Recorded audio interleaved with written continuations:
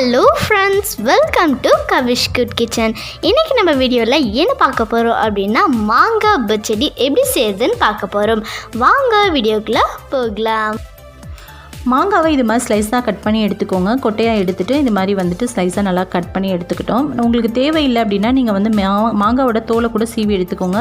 மாங்காய் தோல் சன்னமாக இருக்க மாதிரி பார்த்துக்கோங்க. ஒரு பேன் வச்சுட்டு ஒரு கடுகு கொஞ்சமாக கடுகு ஒரு 2 வரமிளகாவை உடச்சிட்டு போட்டுக்கோங்க. கூடவே கருவேப்பிலை சேர்த்து பொரிய விட்டுக்கோங்க. பொரிய விட்டதுக்கப்புறமா நம்ம நறுக்கி வச்சுருந்தோம்ல மாங்காய், அதை இது கூட சேர்த்துக்கலாம். மாங்காய் தோல் வேணான்னு நீங்கள் நீக்கிக்கலாம். மேலே தோல் சீவது வச்சு நீக்கிக்கோங்க. பட் நாங்கள் வந்து எப்போவுமே சேர்த்துட்டு தான் செய்வோம். ஸோ இது வந்து ரொம்ப தோல் வந்து மொத்தமாக இருக்குது அப்படின்னா கண்டிப்பாக நீக்கிடுங்க. இல்லைனா வந்து கடிப்படும் போது மாங்காவுடைய தோல் வந்து வேகாமல் ரொம்ப வந்து ஹார்டாக இருக்கும்.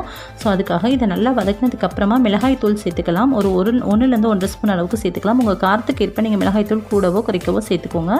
கூடவே கொஞ்சமாக தேவையான அளவு உப்பு சேர்த்துக்கலாம். இதெல்லாம் சேர்த்து நல்லா வதக்கிக்கோங்க. வதக்கினதுக்கப்புறமா கொஞ்சமாக தண்ணி ஊற்றி வேக வைக்க போகிறோம். ஒரு 2 டம்ளர் அளவுக்கு நான் தண்ணி ஊற்றி மூடி வச்சுக்க போகிறேன். கிட்டத்தட்ட மாங்காய் வந்து மூழ்க வேண்டாம், அதை விட கொஞ்சம் கம்மியான அளவுக்கு இருந்துச்சு அப்படின்னாலே போதுமானது. இப்போ இந்த அளவுக்கு தண்ணி சேர்த்துட்டு நான் ஒரு மூடி போட்டு மூடி வச்சுட்டு கொஞ்சம் நேரம் வேகட்டும். வெந்ததுக்கப்புறம் பார்க்கலாம்.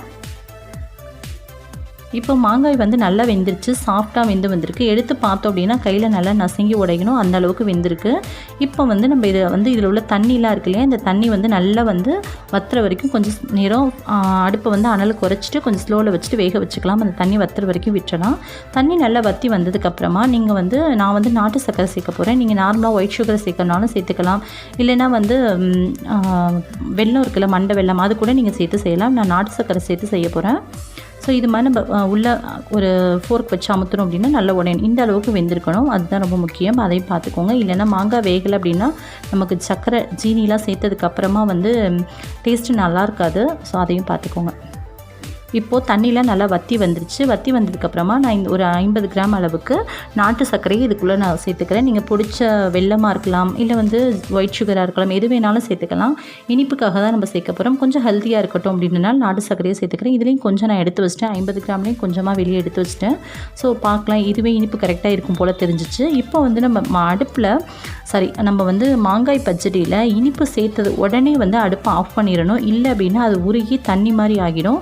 ஸோ அதனால் நம்ம சேர்த்துட்டு அடுப்பை ஆஃப் பண்ணிட்டு தான் கிளறவே ஆரம்பிக்கணும். பாருங்கள், அடுப்பு இவ்வளோ நேரம் ஆஃபில் தான் இருந்துச்சு. அவ்வளோதான் ஃப்ரெண்ட்ஸ், நம்மளோட மாங்காய் பச்சடி ரொம்ப சூப்பராக ரெடி ஆகிடுச்சு. நீங்களும் இந்த ரெசிபியை ட்ரை பண்ணி பார்த்துட்டு எப்படி இருக்குன்னு கமெண்ட்டில் சொல்லுங்கள். நான் சொன்ன ரெசிபி உங்களுக்கு பிடிச்சிருக்கு அப்படின்னா லைக் பண்ணி ஷேர் பண்ணுங்கள். மறக்காமல் நம்ம சேனலுக்கு கவிஷ் கிச்சனை சப்ஸ்கிரைப் பண்ணிக்கோங்க. கூடவே வர பெல் பட்டனை ப்ரெஸ் பண்ணிக்கோங்க.